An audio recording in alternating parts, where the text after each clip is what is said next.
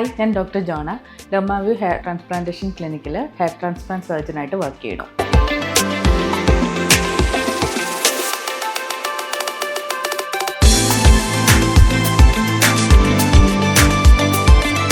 നമുക്ക് അറിയാം, എല്ലാ കേസസിലും, എല്ലാ കഷണ്ടിയുടെ എല്ലാ കേസസിലും നമുക്ക് ഹെയർ ട്രാൻസ്പ്ലാന്റേഷൻ ഒരു ഓപ്ഷൻ അല്ല. അലോപേഷ്യ പല തരത്തിലുണ്ട്. ജനറ്റിക് അലോപേഷ്യയിലാണ് അല്ലെങ്കിൽ പാറ്റേൺ ബാൾനെസ്സിലാണ് നമ്മൾ ഹെയർ ട്രാൻസ്പ്ലാന്റേഷൻ അല്ലെങ്കിൽ മെഡിക്കൽ ട്രീറ്റ്മെൻറ്റ് ഒരു ഓപ്ഷൻ ആവുന്നത്. പക്ഷേ ചില auto immune condition like alopecia areata എന്ന കണ്ടീഷനിലൊന്നും നമുക്ക് ട്രാൻസ്പ്ലാന്റേഷൻ ചെയ്യാൻ പറ്റില്ല. നമ്മൾ കാണുവാണെങ്കിൽ തലയിൽ അല്ലെങ്കിൽ താടിയിൽ ചെറിയ റൗണ്ടായിട്ട് പാച്ചസ് ആയിട്ട് മുടി പോകുന്ന കണ്ടീഷനെയാണ് നമ്മൾ അലോപേഷ്യ ഏരിയേറ്റ പറയുന്നത്.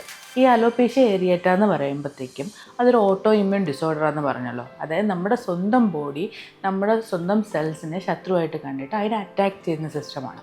അപ്പോൾ അവിടെ നമ്മൾ ട്രാൻസ്പ്ലാന്റഡ് ഹെയർ വെച്ചാലും അത് നശിച്ചു പോകാൻ സാധ്യതയുണ്ട്. സോ ട്രാൻസ്പ്ലാന്റേഷൻ അവിടെ ഒരു ഓപ്ഷനല്ല. കോർട്ടിക്കോസ്റ്റെറോയിഡ് ഇഞ്ചെക്ഷൻസ് ആണ് കൂടുതൽ നമ്മളതിന് കൊടുക്കുന്നത്. നമ്മളിപ്പം ചില ആൾക്കാരിൽ ആവശ്യം ഉണ്ടാവില്ല, അതായത് മുടി ഉണ്ട്, അപ്പോൾ നമ്മളവിടെ ട്രാൻസ്പ്ലാന്റ് ചെയ്യേണ്ട ആവശ്യമില്ല.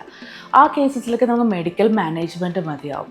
ഒരു നല്ല മുടിയുള്ള സ്ഥാനത്ത് നമ്മൾ വേറൊരു മുടി ട്രാൻസ്പ്ലാന്റ് ചെയ്യില്ല. അങ്ങനെ ചെയ്ത് കഴിഞ്ഞാൽ അവിടെ ഇരിക്കുന്ന മുടി നമ്മൾ വെക്കുന്ന മുടി പോകും. ഷോക്ക് ലോസ് എന്നാണ് പറയുന്നത്.